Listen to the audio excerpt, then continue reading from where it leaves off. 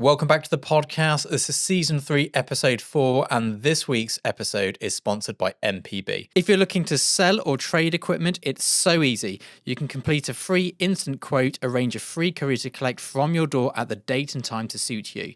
MPB then inspects the gear and confirms your quote. But we've got a whole host of things to cover. We're going to be looking at upgrading to full frame from crop sensor, a cost-effective way to do so. The real minimum requirements for pro cameras in terms of image quality and what you need. This is talking actual things, not weird scenarios. Model photography and making money in it. Information that you can't Google. I tried to do something this week in photography and I couldn't remember. You can't remember a certain word. So I had to. We'll get to it. Anyway, turns out you can no longer learn photography from the internet in any safe kind of way, which is brilliant. Thanks, everybody. The biggest mistakes we see new photographers making, and would I advise a kid to get into photography today? And this comes off the back of two of my friends asking me. One of their kids is going to college to do photography and they wanted to know my opinion on it. And the other one, they want their daughter to come and work with me over the summer. And so we're going to discuss that because it's one thing being in photography, but it's another thing getting into it. So we'll get to that. But where do we tackle it? Let's talk about the real minimum requirements first, and then let's go into upgrading to full frame because it's a bit of a chicken and an egg, and in this case, there is an order for it. So everybody says you can shoot anything on anything. You can shoot an ad campaign on an iPhone. You can shoot a worldwide billboard on a half-frame film camera. This is all completely true. Absolutely. However, the realities of being a jobbing photographer means there are kind of minimum requirements to these things. Yes, you can do it with some harebrained kit, but I wouldn't recommend. So there are minimum requirements. There are things that if I was repping a photographer, and I do represent some photographers through Agent at Large, if one of them showed up with a crop sensor camera on a shoot, I would not be impressed. If one of them showed up with a 5D Mark II and a worldwide campaign, I'd be like, what are you playing at? Now, yes. Yes. Now, 2008, I was like, baller move. First camera to actually combat medium format in the digital world. Yeah. If they were shooting for a local restaurant and they turned up with a 5D Mark II, I'd be like, yeah, crack on. Worldwide campaign, 6 figures, don't think so. So there's some things here which are just, there are some minimum requirements. And I'm sure it's similar in video. You wouldn't want to shoot a... Yeah, I mean, and a lot of it's down to the budget of the production that you're working on, what the deliverables are going to be and where they're going to go. And then importantly, there's, if you were going to shoot the next Lord of the Rings movie, and yes, you could turn up with any manner of camera and do a competent job.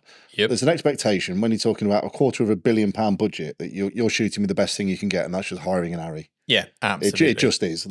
It's the same. If you're turning up to a commercial shoot, and it's a big one. Now, there are different levels of commercial shoot. It's not like all commercial shoots are just one type of thing.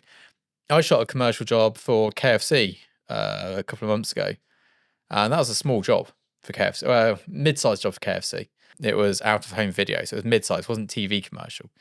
What we turn up for that with compared to a TV commercial, very different kit indeed. Likewise with stills, I'm trying to think of a brand I've shot different stuff for.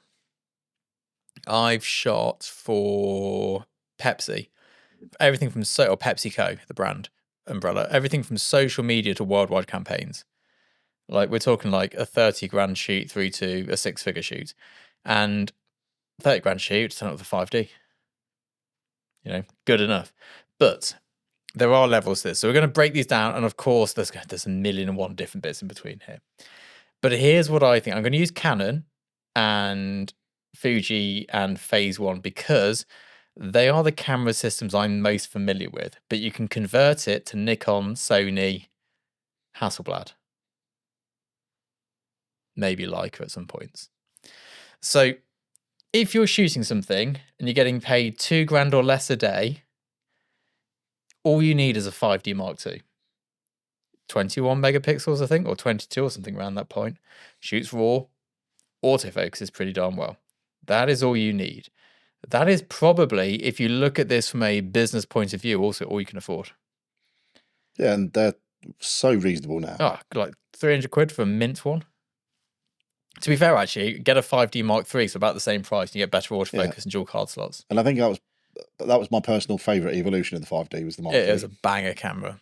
5D Mark IV is obviously better still, but it's a lot more spenny. So I'd get yourself a 5D Mark III. Anything £2,000 a day less, 5D Mark III, ample. If you're starting to hit, and this is British money, by the way. So when I say £5,000 here in the UK, that's £7,000 in the States. Not just for conversion rate, but also cost of living. It's just more expensive in the States. Like $100,000 salary in the States is kind of standard. In the UK, it's not. Well, £100,000 will buy a box of eggs in the States at the moment. So we've gone from £2,000, so we go to a £5,000 shoot. I'm expecting something here with high resolution. So a 5DSR. For £5,000, you want 50 megapixel cameras because you want to have not because you need the quality, but because the client's going to expect versatility, and there'll be cropping and there'll be post-production, and it needs that sort of thing. £5,000 to sort of £10,000 a day, that's where that sits. Once you go over £10,000 a day, you need medium format. So I think once you're shooting £10,000 a day, you want to be renting in a camera until you've done a few of them where you can actually buy one. And the GFX system is brilliant, I think. It's the best bang for buck. Very cheap, very affordable. The Phase 1 system is the best. Not very cheap, not very affordable. So we rent a Phase 1 for all our big shoots. Our daily driver in the studio is the GFX. But like a few weeks ago, I was shooting at £1,000 a day just for a business I have, a separate company. We still used it. We didn't crack out the 5D Mark II. We own a GFX. We use it anyway, but you don't need it. It's not expected. I could take good enough work with a 5D Mark II in that price bracket. Yeah. I mean, considering that this is working for another one of your splinter cells, shall we call it?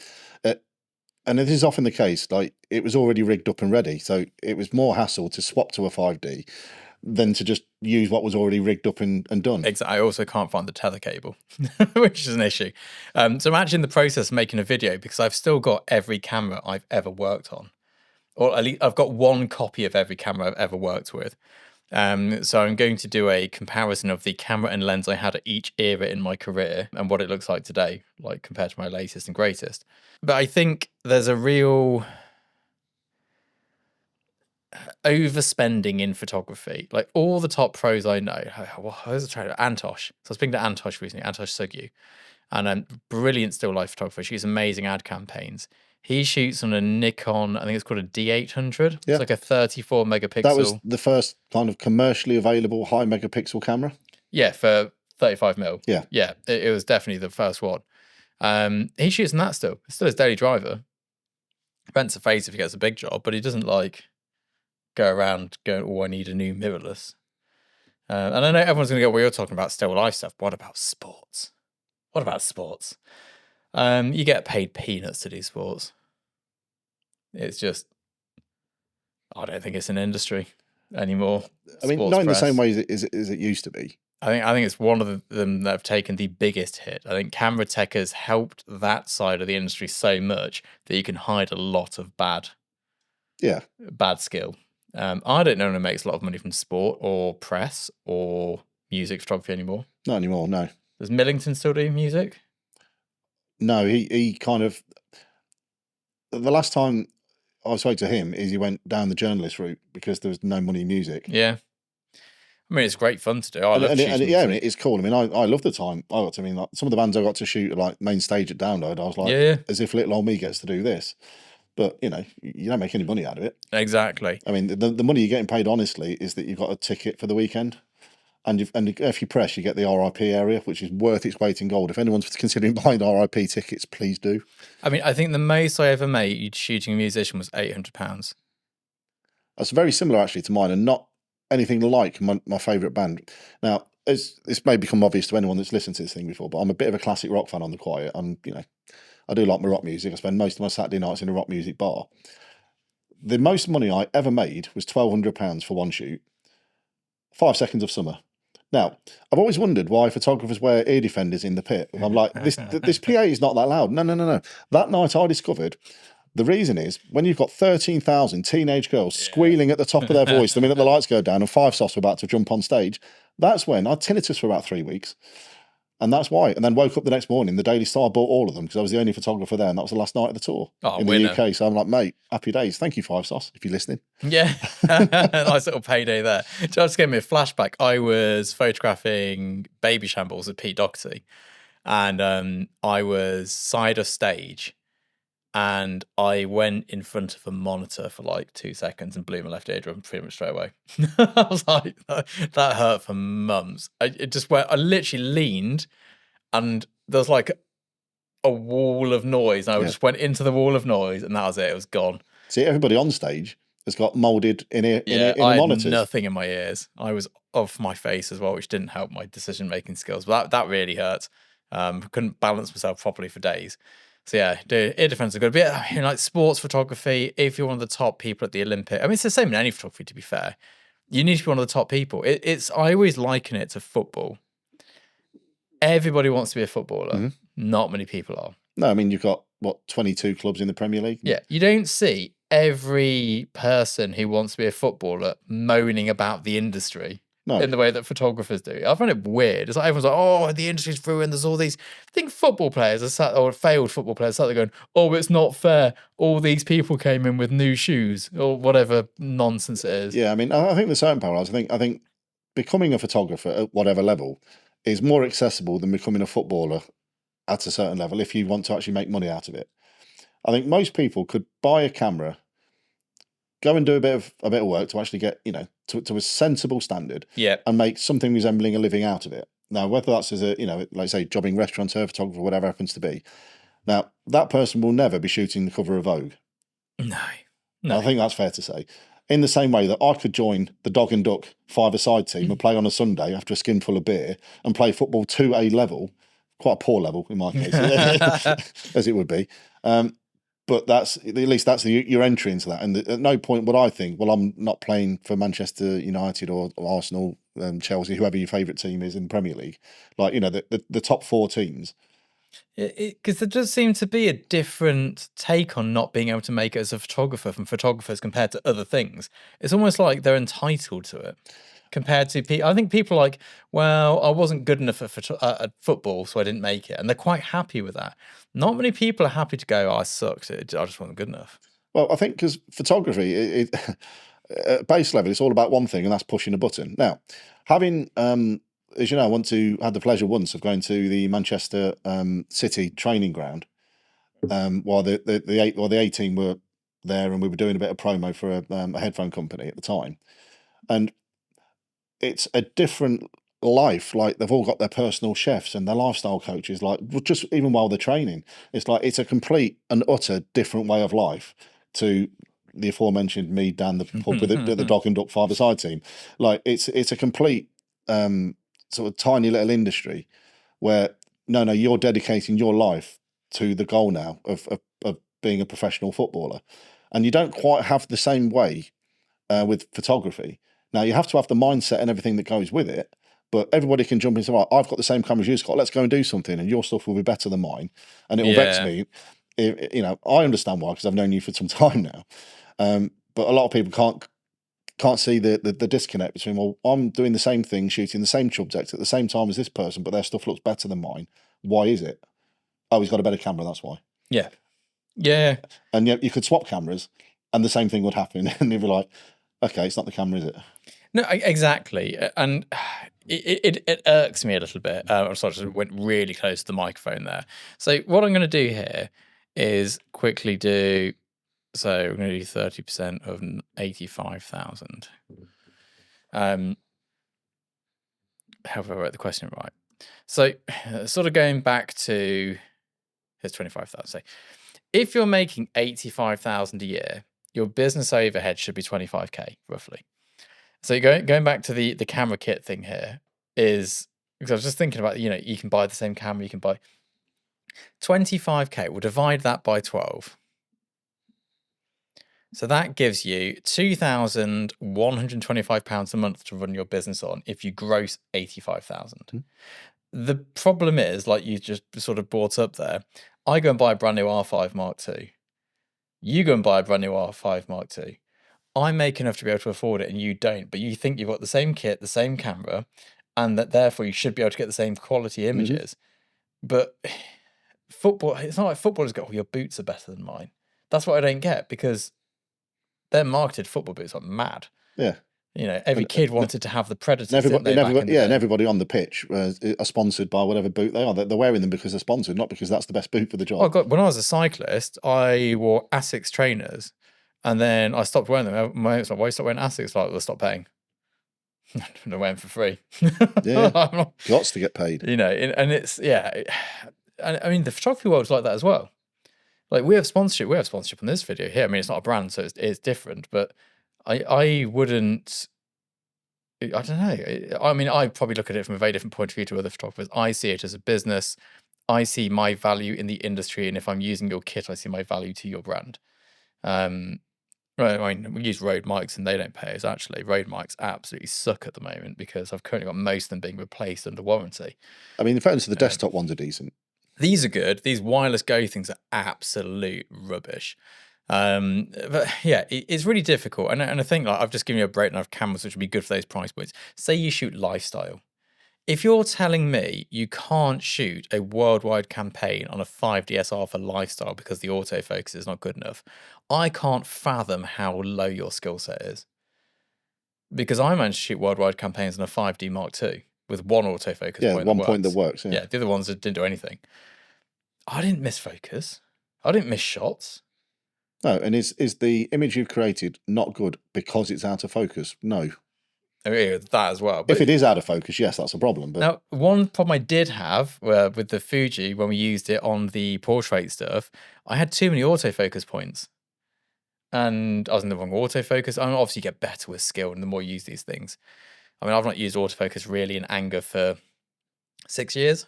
So mostly manual focus. I ended up manual focusing the lenses because it's faster. Well, it's only when, I mean, probably a wedding was probably the last time you used autofocus. I'd imagine so. Yeah.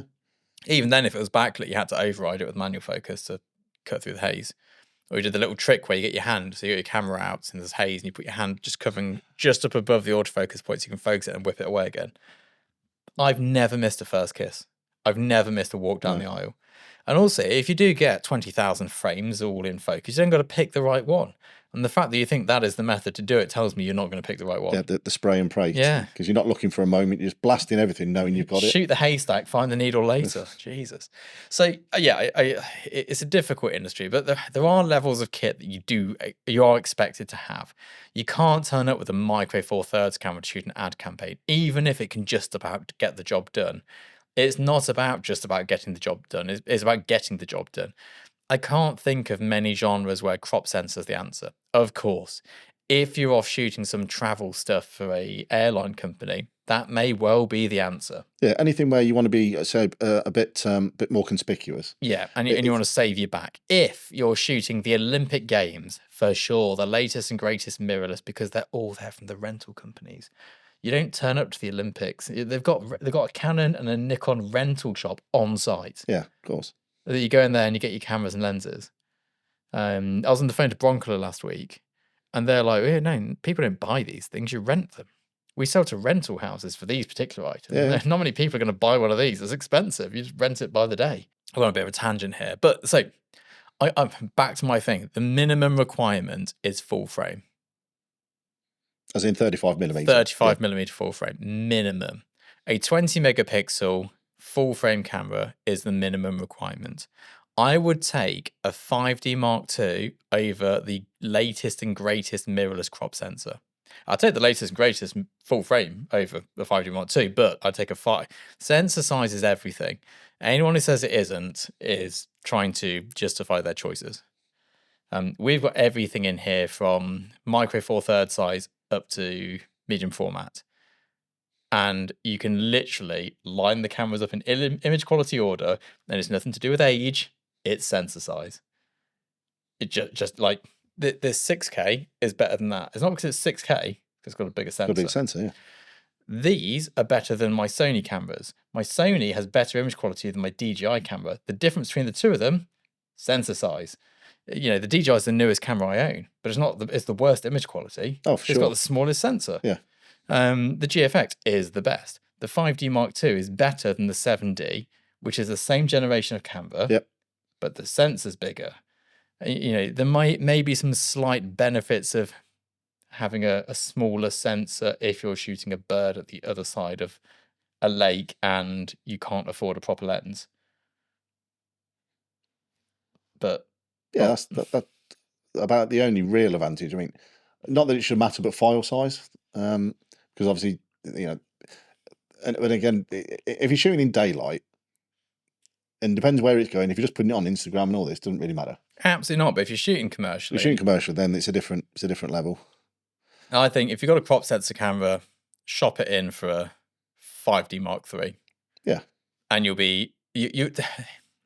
It's really hard to explain. It looks better. There's a reason why 8x10 still shot. It looks delicious. It's really impractical, but it looks delicious. So yeah, I do think there are minimum requirements there, and I do think at those certain prices, I think there's two types of mistakes people make with the equipment. One is they buy something too expensive, but that actually isn't better than something they could have bought. Yeah, again, it's the brand new something versus the used something else. Exactly. So there's that side to it. And then there's the other side, which is they spend too much money and they buy something way better than what they need. And there's never, if it's a business, there's never a reason to do that. It's always better to just pare it back and keep it really sensible. And just go, right, let's look at my numbers. This is what I made last year. This is what I'm probably going to make this year. This is my monthly 30% for operational costs. Out of all of that, I'm left over with this much here, which is probably 5%. So maybe 5% of your income for the year gross is what you can spend on kit. Yeah. And then there's also the mistake of buying the right bit of kit that you will use once in a blue moon that you should have rented. I'm going to use the 70 to 200 as the absolute epitome of that. It's like the most expensive lens most people own, and it's also the least used lens. Yeah. Now, should you have rented it for the 2 times a year that you need it? Oh, the one which really boils my is the job paid for it. Oh, that's a good one. That is never. As soon as someone says that, I know they've got bad business sense. Yeah, it paid for itself. Oh, I got this job. It was $5,000. The lens was at $1,000, so it paid for itself. Yeah, it's like if your job was $5,000, your 5% is £250. Right? There's a reason why we don't go out of business. It's because we are conservative in our spending. Yeah, so I think there's a lot to be done there, and there's a lot to be.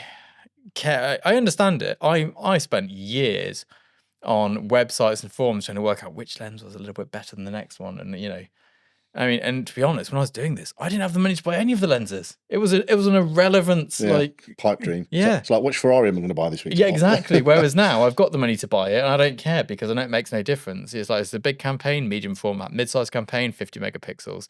Anything $2,000 or below for my take home, not the project fee, like my personal take home, then 5D Mark III, Mark II, ample. But I do think I am a firm believer in sensor size. Yeah, and then there's also things like, does it tether? Has it got a PC sync port? Things that don't matter to most people, but on set it kind of matters if that's going to tether and be reliable. You have to have it like this. Okay, if you're ever shooting with flash and you don't have a PC sync port, change your camera, because the amount of times you're in London, if you're in a studio or on location and wireless triggers don't work. Too much noise. Too much noise or lead walls. We shot in the vault of a bank once. And it wasn't a vault at the time, but it was an old vault, and the walls were thick. But yeah, so that's my take on it. There is a minimum requirement. There are certain things you do need to have. I would happily shoot most campaigns on a 5DS and a 24 to 105. I would shoot anything local on a 5D Mark II, and anything bigger than that, I'd medium format it. Yeah, for sure. And if you're going to spend money, spend it on sensor size. In the camera, there's other stuff obviously involved, like lights. Don't look at bells and whistles of all the fancy features and this, that, and the other. Right, what's the biggest sensor I can buy for the money? Exactly. That's where it's at. And there are great cameras that take great images, like the Fuji X series, the rangefinder looking ones. Great. But I'd be concerned if someone turned up with one of those in a worldwide campaign, unless there's a rationale for it. There has to be a rationale for it. Not, I like the way the file's like. No. It's what the client likes, not what you like. But that brings us through to today's sponsor, which is MPB. This is where we can buy used, sell, or trade with them. And what I'm going to do today, with my seamless segue to our lovely sponsors, if I jump onto this little laptop here, I've already done a little bit of an example, and now I've only done the first part of it, so this could go critically wrong during this. This could be one that, if it just suddenly bleeps out, that's what's happened there. Yeah, if we come back wearing different clothes, this went horribly wrong. As Rob will attest, I recently dumped loads of my kit onto eBay, and Royal Mail lost 2 packages, which were insured, which they did not pay out for various loopholes they went through, and I got a book of second-class stamps, so nice one. Somebody stole an item and returned a shoe, but luckily they misweighed it, but that involved then filing a police report with the cybercrime department. Anyway, long story short, it cost me money to do it. So we're going to jump onto my laptop and we're going to use MPB's selling and trading to pop in the last crop sensor kit I owned, the full shebang. We're going to get an instant quote on that. Then we're going to head over here and we're going to see what we can buy used from MPB for the same value as a full frame upgrade. But here's how it works. So look, I can put in, let's just do my current camera. So I'm going to put in Fuji GFX. I'm really close to the mic. I'm going to get a bit of ASMR 100. S. There we go. Mine is in, it's actually in like new. Excellent. I have got a scuff on the top of it. Add this item. Okay. And then we've got all that sorted. Scroll down, get a quote. This is how quick it is. This is in real time. I'm not like, and we're also doing about, okay, I got $2,000 for it. So hang on a second. Didn't I pay $2,000 for it? Pretty much to the penny. There we go. That's a good deal, isn't it? So they're going to buy this for whatever I paid for it. Anyway, that's by the by. Let's go back to what so there has been a slight spike in inflation since you purchased that. Yeah, I got it at a good time. I do look out on things like this. It's like I've never bought a car and lost money on it, and now we're doing the same with cameras. We're winning at life. So this was the last crop sensor bundle of kit I had. Now, I got rid of this a while ago. I no longer have it, but I had a 70D and 80D, which were the crop sensor below the 7D line. There was never an 8D line. It stopped at 7D. I think it was 70 Mark II. Yeah, but in terms of because the single digit range from Canon was always considered the professional series. Yes. So your 5D, your 1Ds, etc. Then they brought the 7D into the mix, which was the only one that ever had the crop sensor with the single digit. It. So this here, I had my 2 zoom lenses. We've got these 2 in here today, actually. Got them all estimated up here. You can even book your shipping and go for it. So we're going to get £856 for this kit and caboodle here. Can we, and this is where this could go catastrophically wrong, can we get into full frame? Now, I know Canon, so let's head over to Canon cameras. So I'm going to go to Canon DSLR cameras. Come on. Right, scrolling down. EOS 1, that's a film camera. I'm getting distracted. Let me stay on task. Full frame, 5D Mark III. I mean, can we go in for a 5? Oh, I want to get lenses as well, obviously. We're not just getting a body here. Look at that's brand new. 6,000 shutter count. Take my money. Right. £439. Now we need a lens that's going to cover a good range here. So I think what we're going to end up with is a zoom. So let's go for lenses. I think we're going to end up with a 24 to 105, aren't we? Yeah. Possibly with a bit of money left over for a nifty 50. We might be able to get a nifty 50. Scroll on down. Problem with lenses, they're all named weirdly. Oh, an Otis. No, that is out of our price range. Original 24. No, we want a 24 105. We need that extra telly on the end of it. Of course, we're going from 2 cameras to 1, but we are upgrading sensor size. Interestingly, on a bit of a, that's the Mark II. There's the Mark II, Mark 2470. Come on. Don't do us dirty like that. Have they not got one? Oh, this is what 100% they've got them because it was the kit lens with all 5Ds and 6Ds. Anything that was considered full frame apart from the one which didn't come with one. Let's just search for it. They offered it as a bundle. So everybody used to sell them in white boxes back to people because they didn't want to use it. Here we go. Canon EF 24 105 Mark 1. Here it is. Oh my God, they're cheap. Right. You see, I'll rest my case. How battered is a cheap one? Oh, we're going good. I literally used this lens today. 289. Good condition. Yeah, why not? How are we looking? Oh, how much we got left? Hang on. There's £728. I've ruined it by closing my quote. I think it was 800 and something. Do you know what? We're getting a 50mm anyway. I don't care. Canon EF 50mm. Well, these things are only like 100 quid new. So easily you've got that in the budget. Yeah. Can we get the 1.4? Yeah, Canon 50mm 1.4. We're pushing the boat out here. Yeah, we can. It'll be an old version of it. There we go. 160. Add to basket. We're about 40 quid over, I think. So we've got a 5D Mark III, literally box fresh. It had like 6,000 shutter actuations, a Canon 24 to 105 and a 50. And you're going from the difference in image. Well, there's a few differences you're going to have here. One is the image quality. Let's just turn that off for now. One is the image quality. We've got the image quality upgrade. That is a given. Bigger sensor. We've now got dual memory card slots. We've got a proper magnesium body. We've got weather sealed 24 to 105 lens. The 5D Mark III is also weather sealed. It is a beast of a camera. That would have been what I would have wanted when I was starting out. Yeah, that was like dream camera territory. I could never afford one of those. Dangerous Dave had one. He had a 5D Mark III. Of course he did. With the all the L lenses, all the gear. And yeah, I always wanted one of those. Hits had them as well, actually. Hits got the 5D Mark IIIs. Yeah, the 5D Mark IIIs, the 85-1.2, 35-1.4, then the 24-70, 70-200 2.8s, and then the 16-35 2.8 and the fisheye. I remember all these things. Well, I mean, that's how you cut your teeth in weddings, was assistant hits, wasn't it? Savage. 3-day Sikh and Hindi weddings. Yeah. They were brutal. But yeah, so you can shop in. So you shopped in 2 cameras, 2 lenses for 1 camera, 2 lenses. It's not the exact same because you've gone from a standard and a tele zoom to just a mid zoom and a prime, but your images will be better. I don't care, they'll be better. And again, things like redundancy of dual card slots, a proper PC sync port. Yeah, it's something that's ready to be used on a professional set. Exactly. Or if you just need to. I mean, like, we're having a massive clear out in here because I'm having a mild panic attack by the amount of items I own. I'm literally filling this table once a week with stuff, and then it's gone.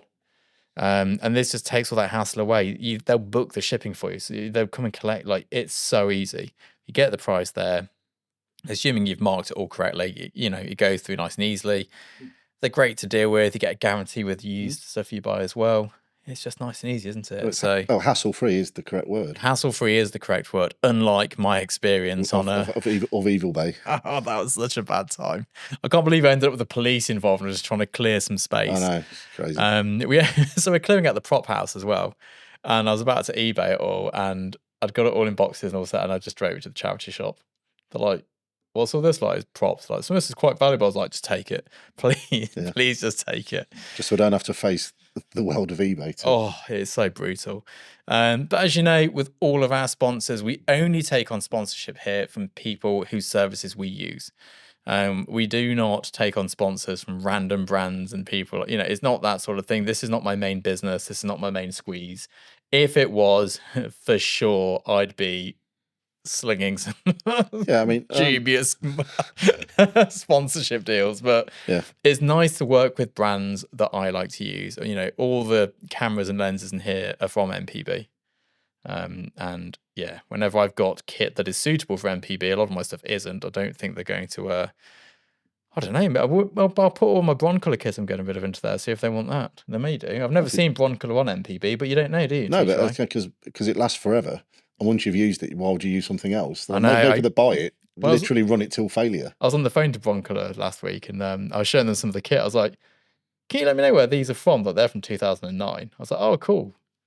Yes, in other words, what they're telling you is it's got another 20 years left in it. I know, yeah. Going to replace it. So, a quick dive into the most savage topic that I get ribbed for all the time. Model photography, because it came up again in conversation, how to make money from model photography. Now, for anybody not sure what model photography is, it is a made-up genre in the photography industry designed to sell workshops and days out to middle-aged men, basically. It is not, as I thought it was when I first heard it, photographing model villages or models of things. It is photographing people, often female, often below 30. And it's a weird... As we know, I always have to say, preface it with this: I have no qualms with nudity, much to Rob's disgust. We're not prudes in our house. There's many things that within this studio that I've had to move into the office because we can't have them in the background of shot because we'll be demonetized. We're not prudes. I do, however, personally find model photography a little bit. I don't know. What do you think? Well, Murky. Well, it's like all things. It's the thing itself. There's nothing wrong with it at all. We've all done it. We've all been there and done that. It's the people. It's the general intent, and it's some of the people. Yeah, and this is the thing. It's not even the majority or No. a half. It's a very small number of Terry Richardson types that ruin it. And unfortunately, they have ruined it. Yeah. It is a great art form, photographing people. But there's also there's a website. I don't know if it's still in action nowadays. It was called Model Mayhem. Oh, I think that's a good question. It kind of got usurped by Purple Port. That became like the more. But there's a look platform to the photography on there, and the style of photography on that website you wouldn't find anywhere but on that website. It's his own bubble, and it also has its own industry within it. Like the models make good money there. Photographers do not. Well, they're paying to do the job. Exactly. That's the difference. If you want to make money photographing beautiful people, you need to go into fashion. And to say that's hard is an understatement. It's one of the most competitive markets in photography. It's the 1% genre everybody wants to be in a fashion. Who doesn't want to be? You turn up in a helicopter, you've got models in your eye. Oh, I'd love to do that, but no. Here I am sweating in a studio shooting still life. But it is the dream job, and it's just I get this question all the time, and you're just not going to some of them shoot some portfolios for models and stuff like that. I do make money doing it, and how much? I make about 30 grand a year. I'm like, okay, that's not making money from it. Sure, you can shoot portfolios for models and dancers and all the rest of it as a side to a business, but it's not a business. The only way to make it a business is to either do it as an educational thing or to push it into something else. But as soon as you shoot anything risque, you isolate a lot. Not isolate. I can't think of the word now. You put off a lot of other people. Yeah. You don't want a family photographer who also shoots risque images. You don't want a, corporate photographer who's also got half-naked people on the website and your face is going to appear next to them because it probably doesn't align with your brand's identity. So it's a real difficult thing, and I think the problem is that people have made you think you can make money from just photographing pretty girls. No, but the reality is almost every one of those pictures you've seen, the photographer's paid for the opportunity to take that picture, not the other way around. Yeah, I know. Because I did this a little bit naughty years ago. I used to run workshops, and we had a couple of my mates come along, them very beautiful girls, and they were the models for the workshops. And more and more men started arriving, so I did a nude workshop, and we just used some generic behind-the-scenes pictures to market it. And they turned up, and it was a naked guy, and everyone was uncomfortable, apart from me. I thought it was hilarious, but it's not what they wanted. They wanted a naked girl, and they didn't get it. They got a big strapping black guy. He was very manly. So yeah, I don't know. It's a real difficult thing. If I wanted to photograph models and make money, how would I do it? What would I do? I'd have to have something they wanted. I'd have to have an in to get published somewhere. There'd have to be some weird dynamic to it. And I think the in would be, as you mentioned earlier, it would have to have a slant of fashion. There'd be some sort of product placement or something to give it the edge. Yeah. I mean, if you look at Jean-Paul Gaultier adverts, for example, it's topless, ripped sailors. He used to do those, Testini, didn't he? Mario Testini. Yeah. And the blue water, Dolce & Gabbana one. The beautiful blue waters and the white Speedos, little budgie smugglers. Yeah. Ripped man, beautiful model on the side. Yeah. Cheekbones for days. Yeah. But, they're the Marios of the world are the minority. Although I think he's been cancelled, actually. I think there was some sort of debauchery with young male models. But, it's a real difficult thing to make money from. Now, as a hobby, fill your boots. Yeah. And that is what it is. It is a hobby genre in my eyes. I don't know how I'd even begin to try and make money photographing models.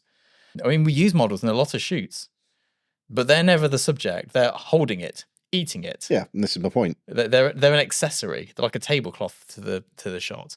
And even when I photograph personalities, or when I photograph celebrities and people of like note or merit, there's no money in it. It was really hard to make money. And then all of a sudden, Iceland supermarket wants to use one of their, and there's the money. But with these models and these websites like Model Mayhem, or what's the other one called? Purple Port. It is like, who's paying for that? The model wants paying, because why wouldn't they? The studio's not giving their time or space for free. But which brand is wanting to align with it is the question.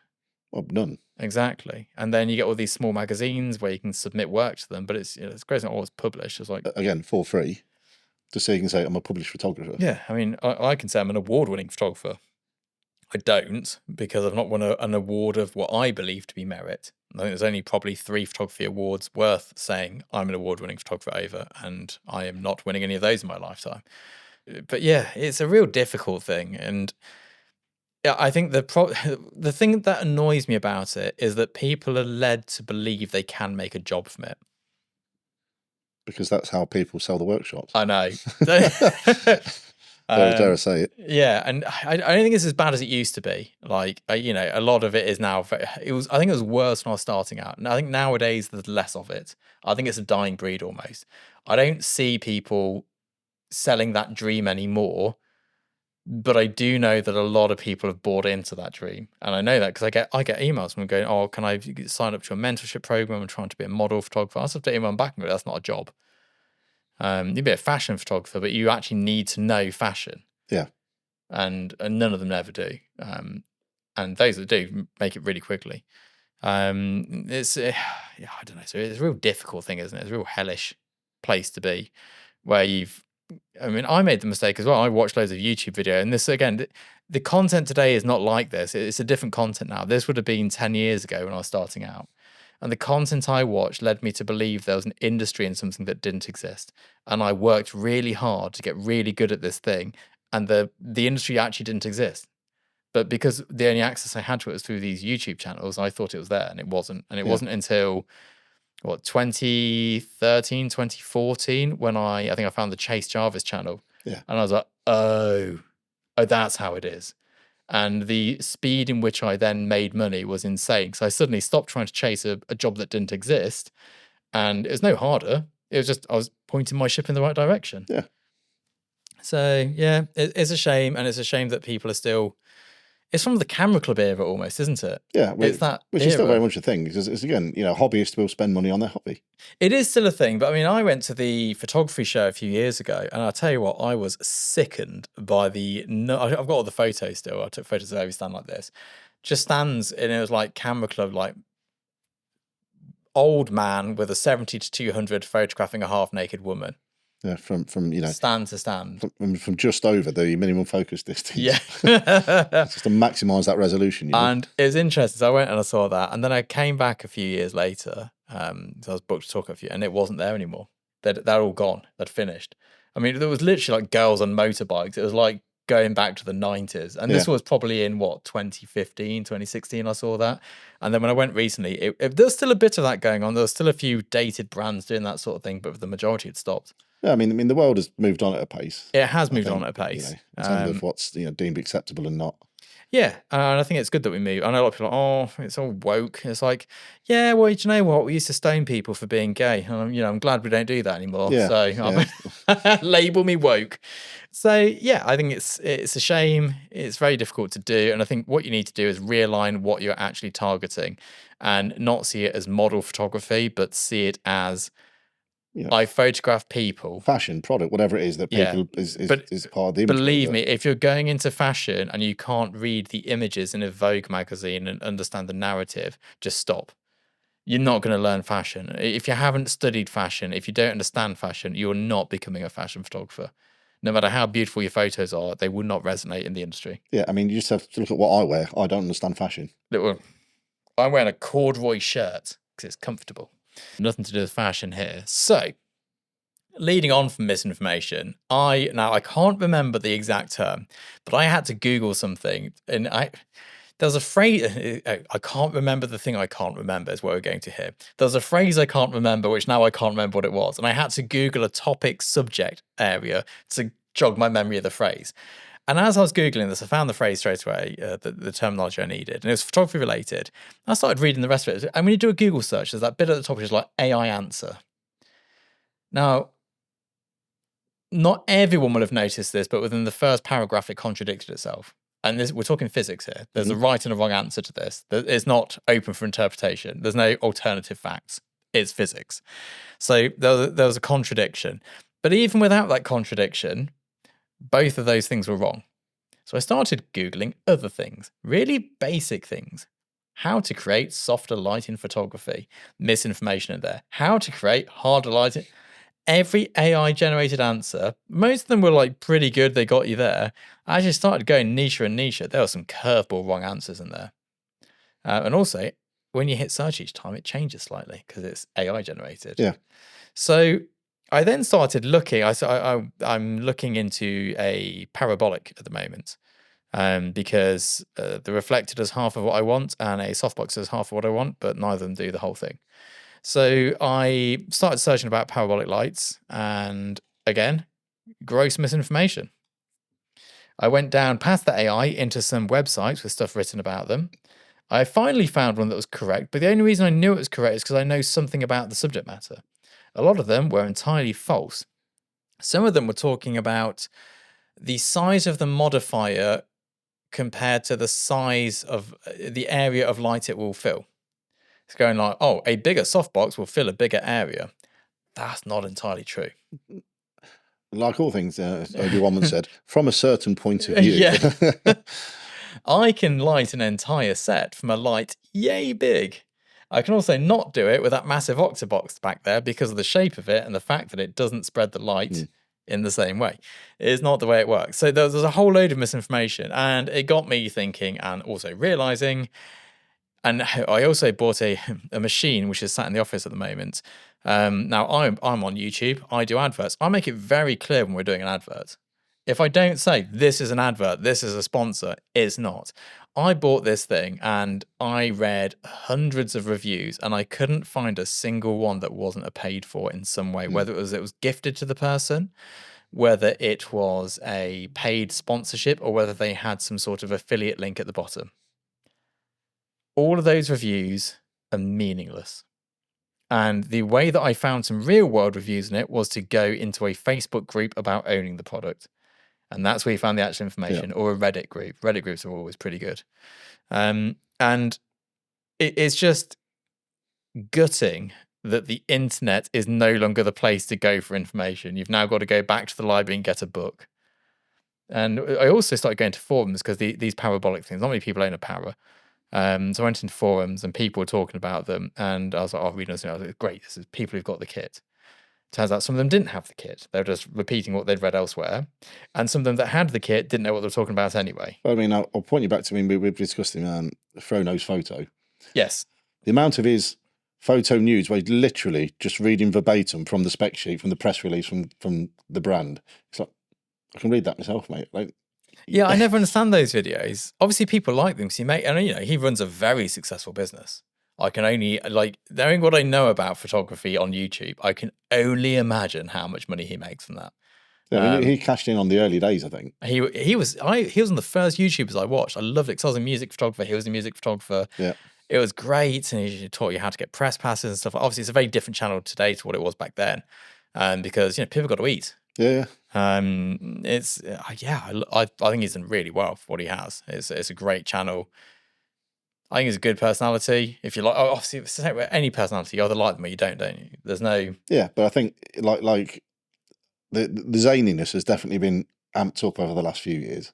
Yeah, it's because it works. And when people say to me, "Oh, your video is always negative," you always have, it's like, if I don't have a negative word in the title of my video, no one watches it, and that depresses me. Yeah, I mean, unfortunately, especially dare I say, when you have a sponsored episode, the sponsors want to be put in front of as many people as possible. So unfortunately, yes, the title may be a bit clickbaity, but unfortunately, that's the nature of the beast. Yeah, exactly. And if I'm going to make a video, if I'm going to sit down and talk to a camera for 10 minutes, for one of my usual videos, not a podcast, I'm going to sit there for 10 minutes, talk to it. I've got to set up, it's half an hour probably.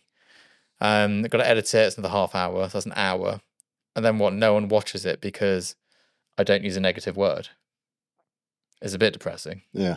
It's you have to have one negative word and one intriguing word within each title. It's like painted by numbers. Yeah, there's definitely a an algorithmic hook to these things. Yeah, and the weird thing, everyone blames the algorithm. The people are the algorithm. The platform just wants to keep people on the platform. So whenever you go, oh, the algorithms ruin this, it's not the algorithm, it's humanity. The algorithm is just the mechanics that go, well, people like this, so we'll serve more of this out there. We'll give the people what they want, just to keep them on my platform, so they don't get bored and go somewhere else. I know. I mean, I see the beauty in a well-crafted title. When I see like a Nux, I don't know if you know, it's in YouTube, everyone copies the same title. It's something that would take off in automotive YouTube. Everyone jumps on the same format for the title. And then it's great. And then every now and again, you see someone who's found a new way to word the title and it still works. It's like, oh, that's beautiful. That's some really, it's really difficult. It takes me longer to come up with a title and thumbnail than it does to film and edit and upload the video. I mean, that's the case with something like when you're doing like highlight reel videos and stuff. It might take you an hour to edit the video and 4 hours to find a bit of music that kind of fits with what you want. Oh, yeah. That's always the... And then once you've finished it all, the client at the end, can we change the track? Yeah, and you're like, everything's been cut to that, so now I've got to redo that. Yeah, that's not ideal. So next up, we've got the biggest mistakes we see new photographers making. And I stole this straight out the Facebook group before we started this episode because I saw it and thought that was a great topic of conversation. I'm going to throw you under the bus so I can have time to think here. What is the biggest mistake you see new photographers making? Well, easy. That's easy. Spending too much money on gear. Yeah. You know, as you know, we discussed earlier, look at what you could buy for the same sort of spend that would last you many, many years. Instead, you've gone out and bought one brand spanking new. And for the same money, you could have bought something more appropriate and, you know, more built, dare I say. And again, you know, when you say new photography, we're talking about people that actually want to do this for a living, not hobbies. I think that's you know, just one thing to kind of make clear, really. And again, there's a reason if you walk onto a set, you don't see people using, you know, X series Fujis and stuff, because great cameras, you know, and they definitely have a purpose and a time and a place, but it's not in a professional still life studio. Exactly. And I think for me that the biggest mistake I see people doing is trying to work their way up the ladder. There is no career path here. You just like, I shouldn't have spent years assisting in second. I mean, sure, I learned bits in it, but if I could have my time again, I just dive straight in. I didn't learn that much from shooting local restaurants that translates or transfers as a skill to shooting a worldwide campaign for a food brand. It's a different job. No, but then I suppose like it's like all things. Until you know, you don't know. Like, for example, how do you get your foot in the door of what I'll call a decent sized production? Like whether that's sort of, you know, film or but stills. they don't care if you've shot a local restaurant before or shot nothing before. They just want to see you work. Yeah. I mean, the portfolio is everything. The other thing I'd say is, and I don't know how to quite word this, but if you go over to my actual website, not the Tin House Studio, the scottshithinner.com, you'll see there's an about section and it says exactly what my work is. If you do not have a mission statement of sorts, like I create bold and graphic, colourful, playful, childlike images. That's what I do. If you can't explain your work that succinctly, that should be your number one priority. Not camera gear, not settings, not lighting setups, not retouching or filters or whatever it may be. Knowing how to describe your work so that if you hand me a kind of Diet Coke like this, I know exactly what this is going to look like in one of my photographs. Yeah. Because I know what my vision is. And I will take the same one and mine's going to look dark and gothic. Yeah, yours exactly. is going to look like a childhood photo. Yeah, exactly. You know, mine will look, you know, okay on the set of Dracula. Yeah. But again, that's my mission statement, you know, dark gothic imagery. That's what I do. Exactly. And you have to know what it is you do. And it took me a decade to get there because I didn't understand the importance until I had to pitch to somebody succinctly. So there's a real importance in knowing what your work should look like, which brings us through to our closing point today, which I think is very important, is would I advise a kid to get into photography today? Rob, what are you saying? Well, see, this is a good one. Would I encourage one to get into photography? Yes. The question I get asked a lot strangely, I don't know why, it's because I'm old, I suppose, and I've done a few bits here and there. So people say, "Oh, my, you know, child is about to go to university, thinking about doing a degree in photography. You know, do you think that's a good idea?" And the answer is always no. And the puzzled look on people's faces, and I said, well, unless you want to be a curator of a fine art photography museum, nobody else will care that you have a degree in photography. Take that same child, do go to university, absolutely, because in this day you can't get an interview for a McDonald's restaurant unless you have a degree. But do your degree in business and marketing. Learn how business works, learn how to market yourself, then go buy a camera and have all sorts of fun. Yeah, I think that if you can get into St. Martin's or something like that, a good prestigious university, I think there's a merit to getting a degree there, because you will get like an instant in with Nick Knight, for example. But there's very few universities like that. I think Southampton might have it used to anyway, have a good photography degree. The majority of photography degrees aren't worth the paper they're written on. Having a degree, key in any walk of life. You can never have too much education. And that little bit of paper, I mean, actually, I don't know where mine are. I've got a degree and a master's in sciences. Well, I don't have one, as you know. I don't even have an A-level. So. Oh, yeah, though. But again, I'm a dinosaur from a different generation. You're from a generation where it doesn't matter. And I'm at an age now where it doesn't matter now. So yeah, I mean, for me at least. Anyway. I don't think I'd ever be asked to show any of my qualifications, and if I ever did go into a job. Now it would be what are you doing? What's your work? What have you done lately? Yeah, messing around on YouTube at weekends. But here's the thing, I've always been like, oh yeah, definitely get into photography. And then one of my friends asked me for his daughter, and I was like, let me think about that. I don't know.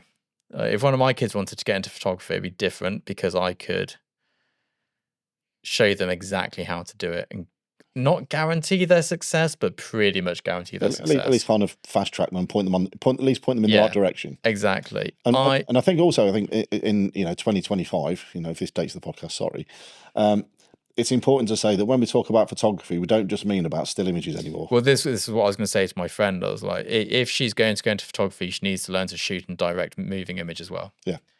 There's no point in being a stills only person today. It's dead. It's gone. When was the last time you got a booking for a stills only shoot? Not this year. I might actually. Oh no, it's got video as well. No, yeah, not this year. Yeah. Even the two that I've got coming up. I think you're at the point where the expectation is, if you do stills, that you also do moving pictures. Yeah. Now that could be something as basic as a GIF from a number of still images tacked together, or some video to support the still image on the poster, whatever it happens to be. There's always some support now. I mean, even Instagram, which was a photo only platform, 90% of it's video now. Yeah, it's a real change in the world. So I think you can still work in our industry, but of course it's not the same as it was when I entered it 15 years. I keep saying 15 years. How long's it been? 2009? Well, I mean, I've known you since 2013. So that was 12 years ago. Yeah, probably 15, 16 and you were a good years. 8-9 years down the road into it before I met you. Yeah. So, you're closer to a quarter of a century, bro. I looked like Adam Green when I first started. I had big floppy dark hair and no beard.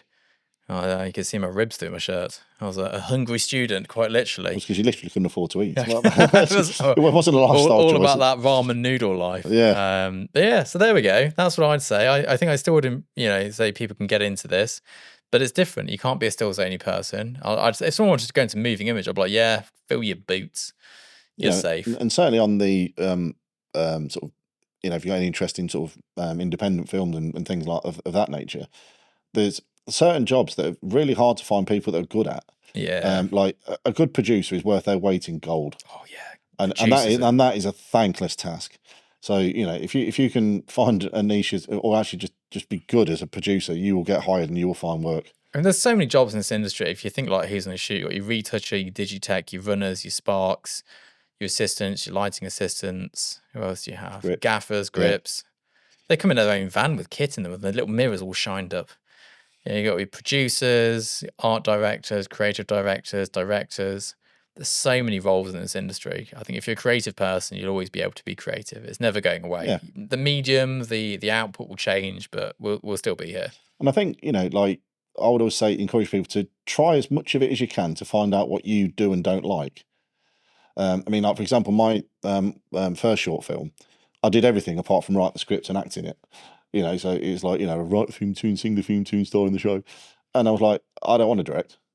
Yeah. I don't ever want to be a producer again, but ironically, nobody else wants to do that. So I ended up getting stuck with that role. And kind of niche down and said, no, the thing I enjoyed the most and the thing I'm probably best at is pointing a camera at things and making it look a certain way. And that's, it's those jobs I've been hired for, certainly in the last 12 months or so. They've all been jobs as a DOP, not as a director, not as a producer, but right, we bring you in as a DOP and that's it.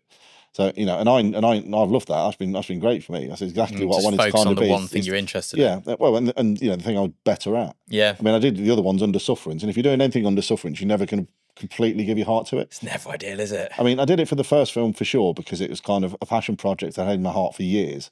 And finally, because of something that happened in 2020, can't remember exactly what it was, but something happened and derailed normal work. Had a bit of time on your hands. Had a bit of time on my hands, and finally, so I got around to doing that.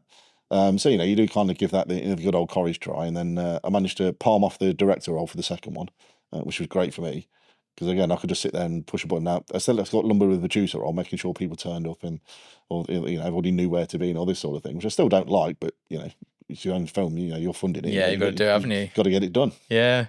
Yeah, there's a documentary I've wanted to make for years that I keep threatening to do. But now I'm launching another company again, so probably not going to happen now. One day. Put that on the shelf. It's like me learning to play guitar. Yeah, well, the problem with mine is it relies on some very old people still being alive. So there is a bit of a... I hope they're also in good health. Don't go doing anything risky, people. Yeah. Anyway, we should probably wrap it up around here because we're hitting that hour mark. And the YouTube data tells me if it goes over an hour and a half, no one listens. So. It's intimidating, so... Yes, it's too much. But yes, thank you for stopping by again. Really appreciate it. No, always a pleasure. And we'll see you soon. See you on the next one. Goodbye. Right, do all the stuff. Do it. Oh, my ears. We need to get better headphones.